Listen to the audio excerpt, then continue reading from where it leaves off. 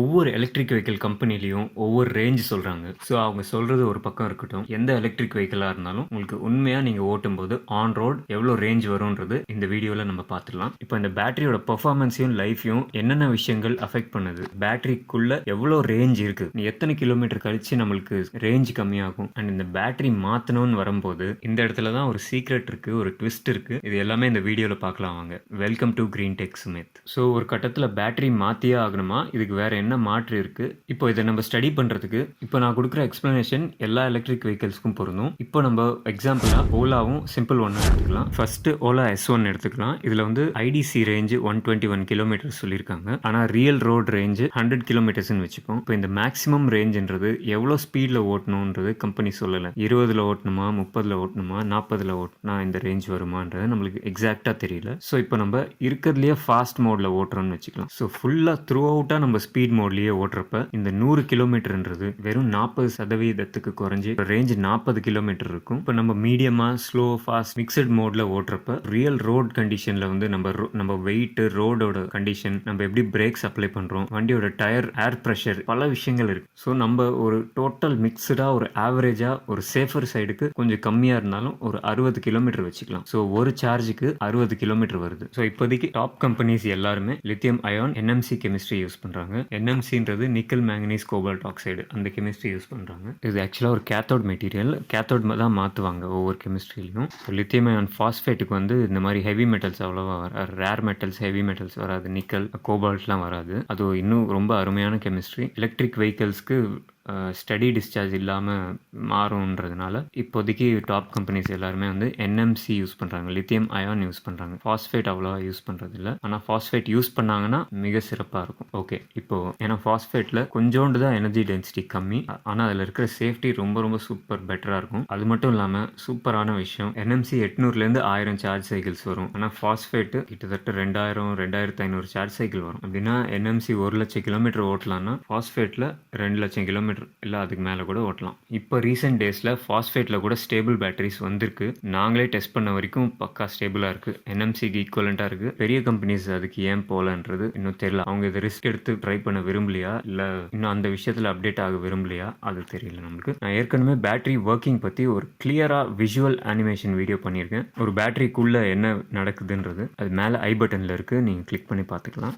So இப்போ range கேல்குலேஷனுக்கு வருவோம். இப்போ வந்து S1ல் 60 கிலோமீட்டர் வருது ஒரு சார்ஜுக்கு, இன்ட்டு 800 சார்ஜ் சைக்கிள், அதாவது 800 வாட்டி ரீசார்ஜ் பண்ணி பேட்டரியை நம்ம ஓட்ட போகிறோம். 48,000 கிலோமீட்டர் வருது. பெஸ்ட் ரேஞ்சு வந்து இந்த 48 to 50,000 கிலோமீட்டர். இதுக்கப்புறமா பேட்டரியோட கெப்பாசிட்டி கம்மியாகிறதுக்கு வாய்ப்பு இருக்குது. இப்போ கம்மியாச்சுன்னா நம்மளுக்கு அதுலேருந்து ஒரு 20% கம்மி பண்ணி பார்க்கலாம். அப்போ வந்து ஒரு 48 கிலோமீட்டர் ஒரு சார்ஜுக்கு வரும். ஸோ அதில் ஒரு 200 சார்ஜ் சைக்கிள்ஸ் வருதுன்னு வச்சுப்போம். அப்போ 9,600 கிலோமீட்டர்ஸ் வருது. இந்த டிகிரேட் ஆகிறது ஆரம்பிச்சிச்சுன்னா கொஞ்சம் ஃபாஸ்ட்டாக டிகிரேட் ஆகிறதுக்கு வாய்ப்பு இருக்குது நம்ம எலக்ட்ரிக் வெஹிக்கிளில் யூஸ் பண்ணும்போது. ஏன்னா கரண்ட் கன்சம்ஷன் சடனாக ஜாஸ்தியாக இருக்கும்ன்றதுனால எனர்ஜி ஸ்டோரேஜ் சிஸ்டம், இன்வெர்டர், UPSக்கு யூஸ் பண்ணால் இவ்வளோ ஃபாஸ்ட்டாக நம்மளுக்கு டிகிரேட் ஆகாது. ஏன்னா ஸ்டடி கரண்ட் இருக்கும், லோ ஆம்ப்ஸ் போகுன்றதுனால. ஓகே, ஸோ ஒரு 50% மட்டும் எடுத்துக்கலாம். இப்போ அதாவது 30 கிலோமீட்டர், இது ஒரு 200 சார்ஜ் சைக்கிள் யூஸ் பண்ணுறோன்னு வச்சுக்கலாம். இப்போ இது ஒரு 6,000 கிலோமீட்டர் வருது. ஸோ டோட்டலாக 63,600 ப்ளஸ் கிலோமீட்டர்ஸ் வருது. 65,000 கிலோமீட்டர்னு வச்சுக்கோங்க. ஸோ 65,000 கிலோமீட்டர் கன்ஃபார்மாக இந்த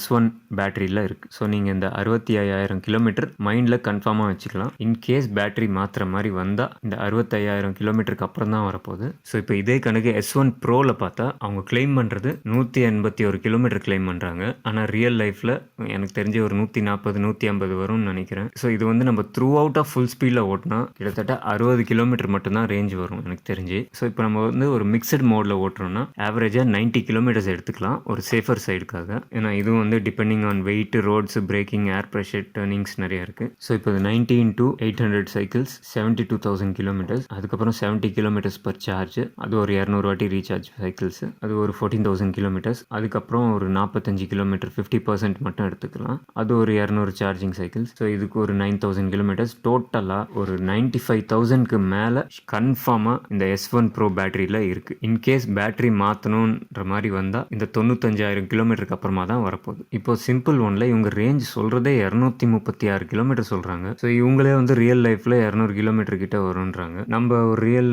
ரோட் ரேஞ்சு ஒரு 190 வச்சுக்கலாம். இப்போ இந்த 190 ஒரு 40-45ன்னு சொல்கிறாங்க. இப்போ நம்ம இதுவே வந்து ஃபுல் ஸ்பீடில் போகிறோம்னு நினச்சிக்கலாம். ஒரு 75 கிலோமீட்டர் வச்சுக்கலாம். அதில் பேட்டரி காலி ஆகிடும். ஏன்னா நம்ம வண்டி 0 to 100 ஃபுல் பேட்டரி வந்து ஃபுல் ஸ்பீடில் ஓடினா மைலேஜ் ரொம்ப கம்மியாகும். ஒரு சேஃபரான ஒரு ஆவரேஜ் ரேஞ்சு ஒரு சார்ஜுக்கு 120 கிலோமீட்டர்ஸ் வருதுன்னு வச்சுக்கலாம். இப்போ இதை வச்சு பார்த்தா 120 into 800 சார்ஜிங் சைக்கிள்ஸ் இதுவே ஒரு 96,000 கிலோமீட்டர்ஸ் வருது. இப்போவே ஓலா S1 இது பீட் பண்ணிடுச்சு. ஸோ இதுக்கப்புறம் கொஞ்சம் டீக்ரேட் ஆகும் ஒரு 80%.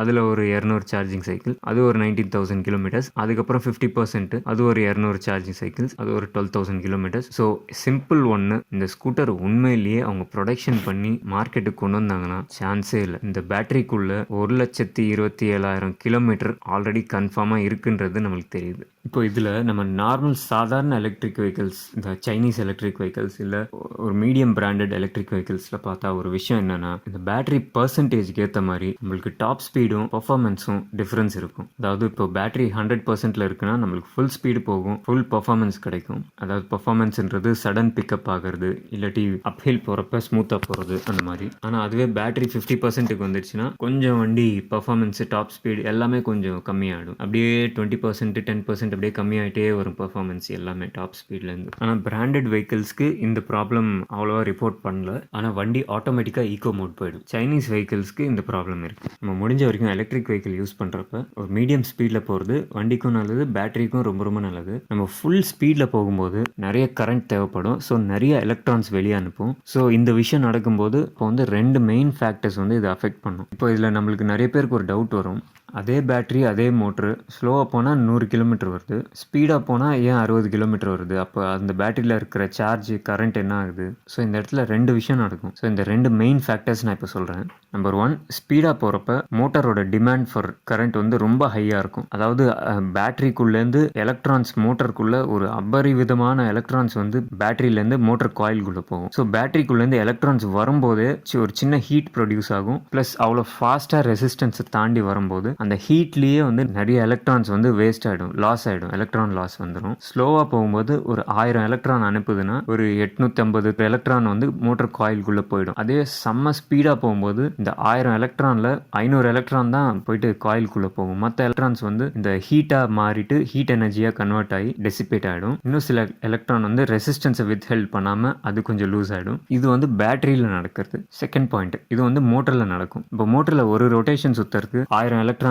தேவைப்படுது அப்படின்னா அதே ரொட்டேஷன் ஸ்பீடாக சுற்றணும் அப்படின்னா 1200 எலக்ட்ரான்ஸ் தேவைப்படும். அந்த ஒரே ரொட்டேஷனுக்கு இன்னும் ஸ்பீடாக சுற்றணும்னா 1500 எலக்ட்ரான்ஸ் தேவைப்படும். மறுபடியும் அந்த ஒரே ரொட்டேஷனுக்கு இன்னும் ஸ்பீடாக சுற்றணும்னா 2000 எலக்ட்ரான்ஸ் தேவைப்படும். இது ஏன் தேவைப்படும் அப்படின்னா அதே டார்கை கம்மி டைமில் கொடுக்கும்போது அந்த ஃப்ரிக்ஷன், இனர்ஷியா, வெலாசிட்டி இது எல்லாத்தையும் ஹேண்டில் பண்ணுறதுக்கு அதுக்கு அதிக சக்தி தேவைப்படும். அதுவே நீங்கள் ரொம்ப ஸ்லோவாக ரன் பண்ணீங்கன்னா அதுக்கு வந்து ஃப்ரிக்ஷன் இருக்காது, இனர்ஷியா, வெலாசிட்டி எல்லாமே வந்து அதுக்கு ரொம்ப ஈஸியாக இருக்கும். ஸோ கம்மியான எலக்ட்ரான்ஸ்லேயே அந்த ரவுண்டு சுற்றிடும். இதுதான் வந்து எல்லா மோட்டருக்கும் எஃபிஷியன்சி சார்ட்டுன்னு ஒன்று இருக்கும். ஸோ அந்த எஃபிஷியன்சி சார்ட்டில் பார்க்கும்போது மேக்ஸிமம் எஃபிஷியன்சி ஒரு இடத்துல இருக்கும். நம்ம அந்த மேக்ஸிமம் எஃபிஷியன்சி ஆர்பிஎம்மில் ஓட்டும்போது எலக்ட்ரான்ஸ் ஜாஸ்தியாகவும் எடுத்துக்காது. அதுக்கேற்ற மாதிரி தான் இந்த மோட்டர்ஸ்லாம் டிசைன் பண்ணி ஃபிட் பண்ணுறாங்க. அதே மாதிரி ஒரு எலக்ட்ரிக் வெஹிக்கிளோட பேட்டரியை சார்ஜ் பண்ணுறப்ப இந்த பேட்டரியை வந்து நம்ம ஒரு தண்ணி பக்கெட்டாக யோசிக்கிறது அவ்வளோ நல்ல எக்ஸாம்பிள் இல்லை. பக்கெட்ன்றது சாலிட் ஸ்டேட் பேட்டரி, அது இன்னும் கொஞ்ச நாள் கழிச்சு வரப்போகுது. இப்போ வந்து நம்ம இதை ஒரு பலூனாக பார்க்கணும். இந்த பலூனுக்குள்ளே நம்ம தண்ணி நிரப்பிட்டு திருப்பி யூஸ் பண்ணுறோம், திருப்பி நிரப்புறோம், யூஸ் பண்ணுறோம். இதை ரொம்ப ஃபாஸ்ட்டாக நிரப்பினாலும் பலூன் வெடிக்கிறதுக்கு வாய்ப்பு இருக்குது, ரொம்ப அதிகமாக நிரப்பினாலும் பலூன் வெடிக்கிறதுக்கு வாய்ப்பு இருக்குது. ரொம்ப கம்ப்ளீட்டாக ட்ரெயின் பண்ணாலும் ரொம்ப சுருங்கி போச்சுன்னா மறுபடியும் அந்த அளவுக்கு ஃபில் பண்ண முடியாமல் ஆகிறதுக்கும் வாய்ப்பு இருக்குது. ஸோ நீங்கள் லித்தியம் பேட்டரி யூஸ் பண்ணுறீங்க அப்படின்னா ஃபுல்லாக ட்ரெயின் பண்ணிவிட்டு திருப்பி ஃபுல்லாக சார்ஜ் பண்ணுறது இந்த மாதிரி அடிக்கடி பண்ணுறது அவ்வளோ நல்ல விஷயம் இல்லை. அப்பப்போ டாப் அப் பண்ணுறது பேட்டரிக்கு ரொம்ப நல்ல விஷயம். நீங்கள் 100% வரைக்கும் கூட சார்ஜ் பண்ணணுன்ட்டு அவசியம் இல்லை. 80%ல மெயின்டைன் பண்ணிங்கன்னா கூட ரொம்ப ரொம்ப நல்லது. இப்போ இந்த பலூன் இல்லாட்டி பேட்டரி எம்டியாக இருக்கும்போது ஃபாஸ்ட்டாக சார்ஜ் ஆகும். ஏன்னா நிறைய இடம் இருக்கிறதுனால நிறைய எலக்ட்ரான்ஸை ஃபாஸ்ட்டாக உள்வாங்கிறதுக்கான சக்தி அதுக்கு இருக்கும். ரொம்ப ஃபில் ஆக ஆக 80%க்கு மேலே ஸ்லோவாக சார்ஜ் ஆகும். 100% வர்றப்ப ரொம்ப ரொம்ப ஸ்லோவாக சார்ஜ் ஆகும்.